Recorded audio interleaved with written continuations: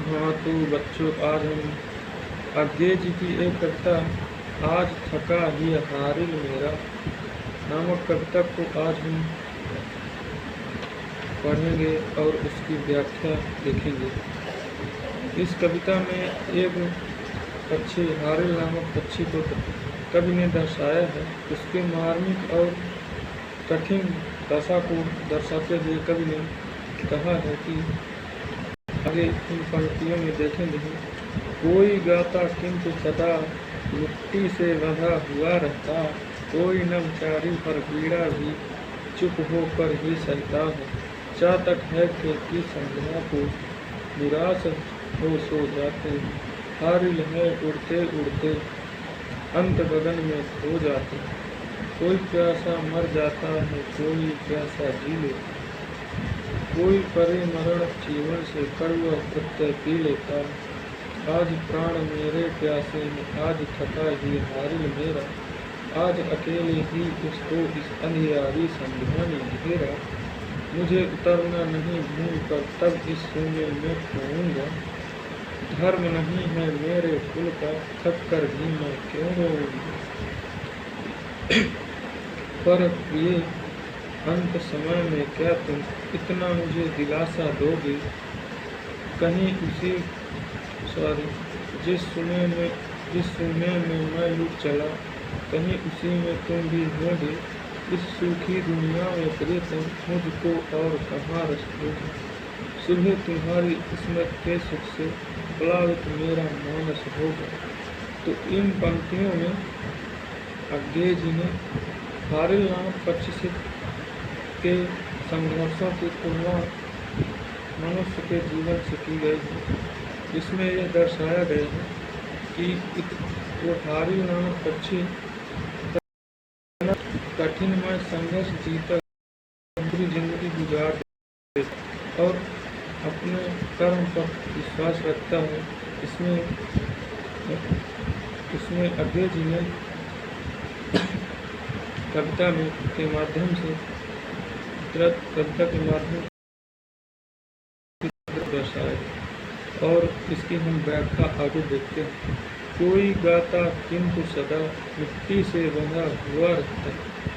इसमें कहते हैं कि अज्ञे जी कहते हैं कि कोई गाता या पुकारता है सदा मिट्टी से बंधा रहता है और कोई न विचरण करता है, कोई नचारी पर पीड़ा भी चुप होकर भी सहता, और कोई जो नभ में मतलब आकाश में जो विचरण करने वाला पक्षी होता है, वो नवमंडल में विचरण करता है और दूसरे को पीड़ा को चुपचाप सहन कर लेता है।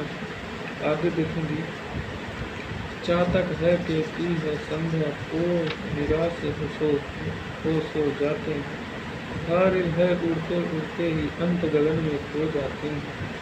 उड़ते और आगे कहते हैं कि आकाश मंडल में उड़ते उड़ते वो हारिल नामक पक्षी जो है अंधकार में पूरी तरह से आकाश में उड़ते हुए कभी पर धरती में उतरने की आशा नहीं करते हैं और अंत में विलीन हो जाते हैं। कभी आगे कहते हैं चातक है कैसी संध्या में, कोई पैसा मर जाता है, कोई पैसा जी लेता है, कोई परे परण जीवन से पी लेता है। और आगे कहते हैं कि कोई प्यासी अथवा असंतृप्त ही संसार से विदा हो जाता है और कोई असंतृप्त रहते हुए मतलब बिना पानी पाए हुए भी कर्मों के लीन होकर जी लेता है, अर्थात बिना सुख भोग के भी जीत लेता है। कोई जीवन और मृत्यु से परे रहकर जीवन के कड़वे सत्य को भी पी लेता है और कोई जो मरणासन की अवस्था में भी रहता है अर्थात विकट कष्ट में भी रहता है, वो भी अपने कड़वे सत्य को पी लेता है। आज प्राण मेरे प्यासे में, आज थका ही हारिल मेरा, आज अकेले ही उसको इस अंधियारी संध्या ने घेरा। अभी कभी आगे कहते हैं, आज मेरे प्राण प्यासे में, मेरा हृदय रूपी हारिल पक्षी थक गया है, उसे अंधकार रूपी संध्या ने घेर लिया है। और इस प्रकार मैं मैं कहना चाहता हूँ कि मैं इस जीवन रूपी विशाल संसार से ही दूर कष्टमय जीवन बिता रहा हूँ। मुझे उतरना नहीं भूमि पर, तब इससे इस शून्य में खोऊंगा और उड़ते इस संसार आकाश मंडल में जो खोऊंगा, क्यों धर्म नहीं मेरे कुल का, थक कर भी मैं रोऊंगा, क्यों रोऊंगा। और से कुल का धर्म भी नहीं कि मैं आकाश मंडल में उड़ते उड़ते ही इस धरती पर आ जाऊं, या फिर थक कर हार कर नीचे उतर आऊं, क्योंकि मेरा कार्य ही मेरे कुल का यह कर्म ही है जो मैं निष्ठावान होकर अपना कार्य करूं। जिस पर मैंने लुटा चला कहीं उसी में तुम भी होगी। इस सूखी दुनिया में प्रीत मुझको और तुम्हारा हो, सुबह तुम्हारी संस्कृति से प्लावित मेरा मानस हो। इस और आगे कहते कि हे प्रिय, इस निष्ठुर संसार में तुम्हारे सिवा मेरे लिए आना हो। प्रिय, तुम्हारे यादों के सुख से मेरा मानस आच्छादित हो गया। इस प्रकार वो अंत में कभी यही कहना चाहते हैं कि जो भी हो, जो कुछ भी हो, मैं तुम्हारे खातिर ही इस संसार में इधर उधर भागदौड़ की मचा रहा हूँ। और इस प्रकार इस कविता में कवि जो भाषा है इस कविता की, उसमें विशेषतः सरल भाषा का प्रयोग, खड़ी बोली भाषा का प्रयोग किया है।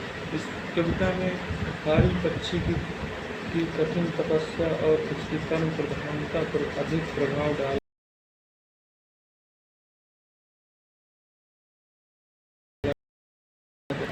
योग्य है। तो इस प्रकार हमने आज ये पंक्ति पढ़ ली है और आगे की पंक्ति, आगे की कविता जो भी होगी हम अगले वीडियो में देखेंगे। और धन्यवाद। जय हिंद।